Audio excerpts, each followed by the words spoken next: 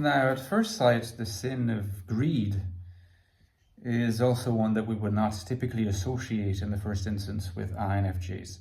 And yet, in keeping with the way in which I'm unpacking these different sins and the particular logic, is that the more we are progressing, right, in this series of videos, the more we are getting to what are, in my view, the most relevant sins in INFJ life. So you may consider that whatever has not been discussed yet, after this video, that's 3 more sins, will be the sins that I personally consider the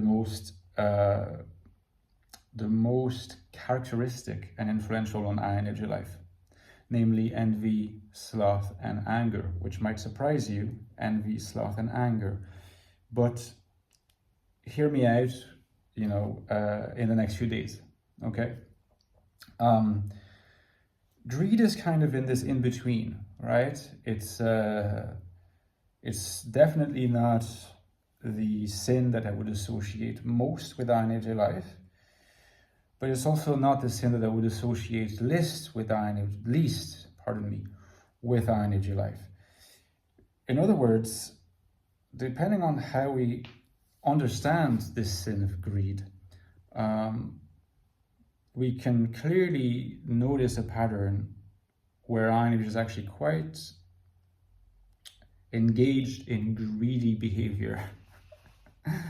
And again, don't forget, I myself, yours truly, include myself in this, of course. If we take greed, like the desire to possess things, the desire to acquire, acquisition, forget about it. INFJs are not like that. I don't know any INFJs who are like that. It makes them uncomfortable. INFJs want to be rid of things rather than to acquire a lot of things, okay? So we're not talking about a Donald Trump type greed, okay, or a capitalist, a billionaire type greed.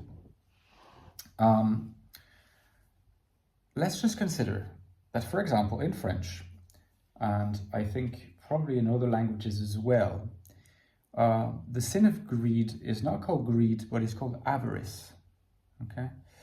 Now, greed and avarice are more similar than you think.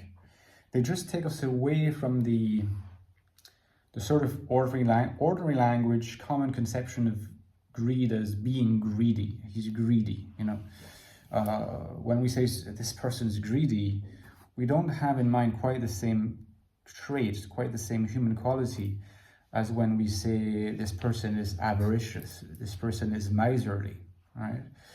INFJs are not greedy in the ordinary sense, but they are a little bit miserly in, again, the ordinary sense, and as well as the metaphorical sense, and it has to do with their inner world, right?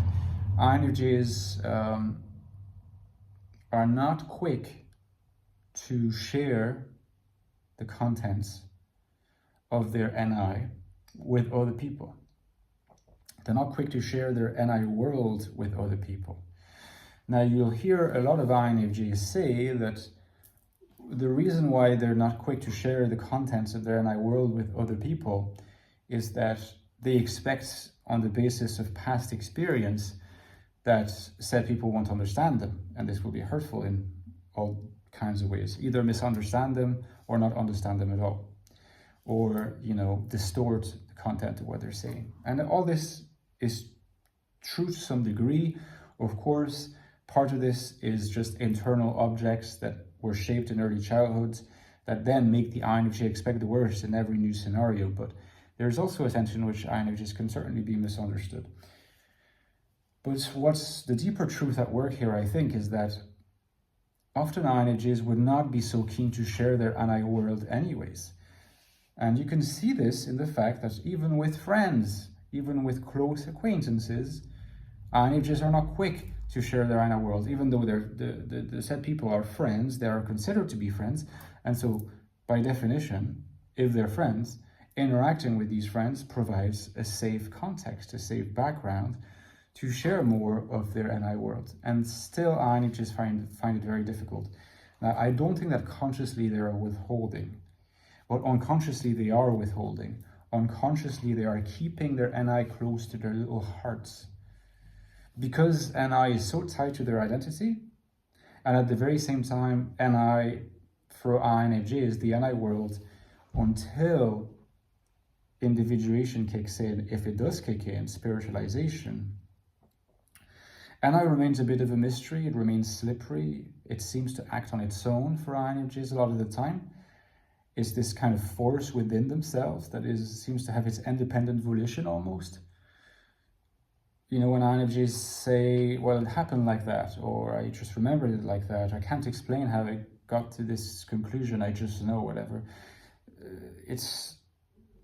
Some people see that as a superpower. INFJs experience that often as an alien force within themselves that they don't have control over, and it's more disorienting than anything else, because it means that they cannot tame their NI. They find it difficult to inhabit their NI world safely. Because of this, and because at the same time the NI world is their sense of identity, it means that their sense of identity has this slippery quality to it.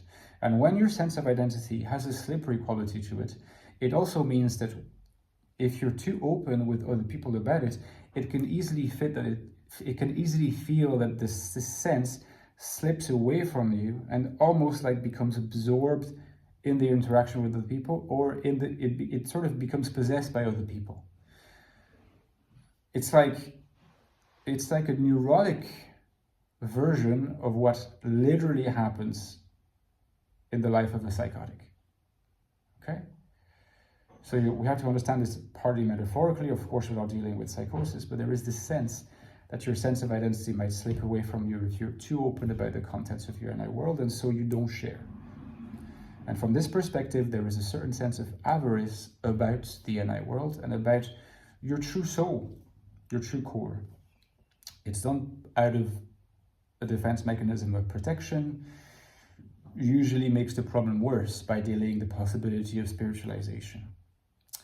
Give me a like if you enjoyed this video, guys. Don't forget that you can support me on Patreon. I need you more than ever to keep this channel going. I could not do this without you, so please consider joining me on Patreon for a small amount every month. You get access to bonus video content and our Discord, access to our special elite Discord server. So consider it. The link is right below for a small amount. Great perks. Now you can also check my books, The Infinite Soul, which is my latest book on this beautiful type called the INFJ, on INFJ life in the modern world, as well as the Ecstatic Soul, which is the book that put my name on the map, on the mind of the INFJ. All the links below for these books. Get them if you haven't yet, and I'll talk to you tomorrow.